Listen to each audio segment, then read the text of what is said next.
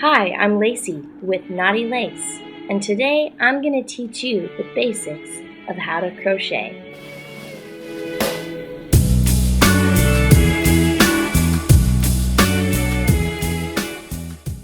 In crochet, we use hooks, yarn, and scissors. There are many different hook options to choose from. These crochet hooks are lined out largest to smallest, and then you can even use plastic crochet hooks. They're less expensive, and sometimes they're good for projects where you use glue or other textures. I use metal crochet hooks, and today we're going to use my largest crochet hook, which is a 6.5 millimeter, because in beginning crochet, it is a much easier hook to use when you're just beginning. You can see your knots better, and it's easier to hold in your hand. To get started, I'm going to use Red Heart's Boutique Treasure yarn. It's a variegated yarn called Abstract. It's variegated because there are many different colors within the skein of yarn. As you can see, there's many pretty colors in this. I really like it. It's very soft and pretty. The first thing that you want to do is take your crochet hook in your right hand. Now if you're left-handed, you can also crochet left-handed, and there are many awesome crochet tutorials on YouTube on left-hand crocheting. Since I learned how to crochet right-handed, that's the way I'm going to teach you. Also, there are different ways to hold the crochet hook. There's this way, kind of like you hold a fork, and then there's this way, and a lot of people crochet like this. There's, again, lots of tutorials on YouTube on how to crochet in different styles. This is the way that I'm comfortable crocheting, so that's the way I'm going to do this tutorial. The first thing that you do to get started is you're going to make a chain with your crochet. To do that, you lay the yarn over your hook like so, and leave the tail dangling on the other side. Then you're going to grab both ends of the yarn and your crochet hook and wrap it around your crochet hook, and then you're going to make a loop by pulling this yarn that's left over your hook to make a slip knot, which is going to be the start of any project. Now what I like to do is I use my hands in crochet quite a bit. So I like to take this tail and grab it with my middle finger on my hooked hand so that I can pull it out of the way. The next thing I'm going to do is I'm going to hold tension on the yarn with my opposing hand. By doing that, I'm able to make tighter knots or looser knots depending on what I want to do.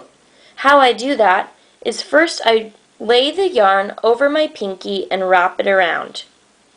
Then I take the yarn in my index finger of that same hand and wrap it around as well.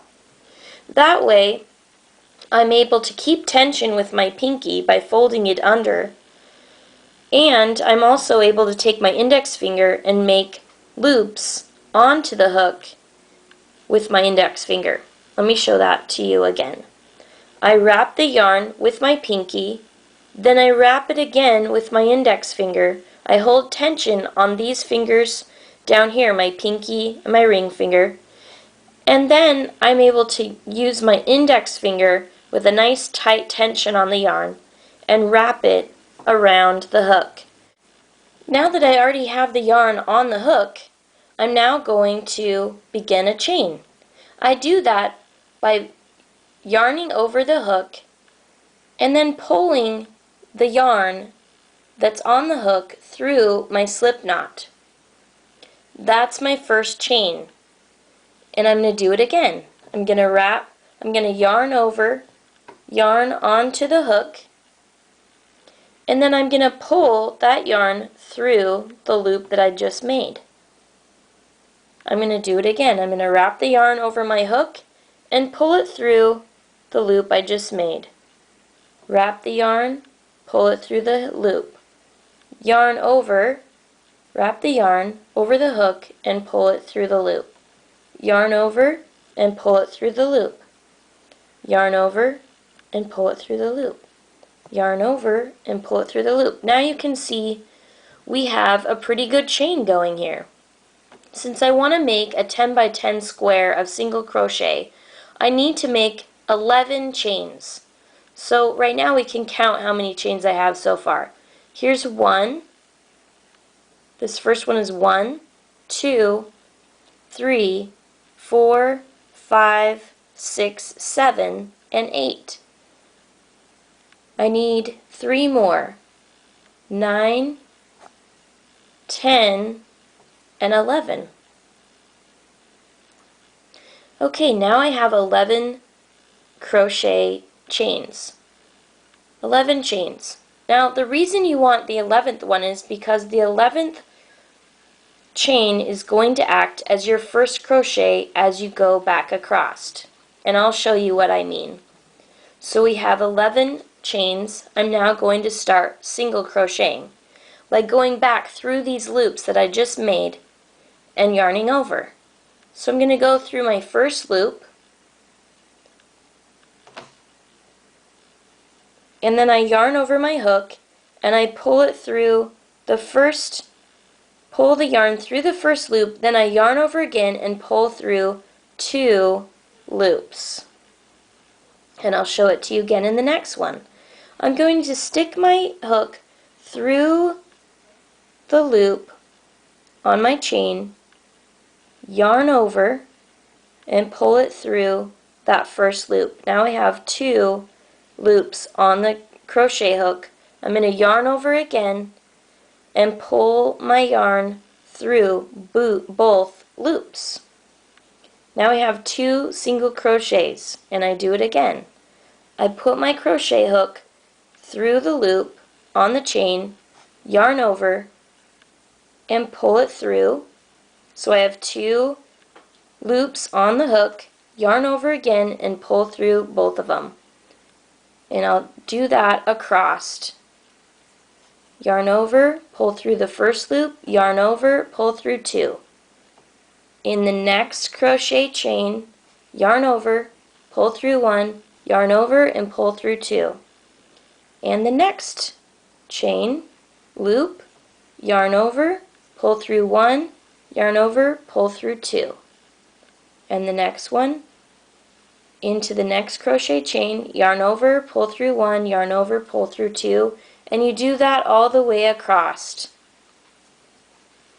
till you get back to the beginning of your work. Here's my last single crochet on this row. You have now finished your first row of single crochet. Congratulations, you know how to crochet now. If you want to continue your project at the end of your first row of crochet, all you do is chain 1, again, wrap the yarn over the hook and pull through 1 loop, and then flip your work so you can continue working on the next row.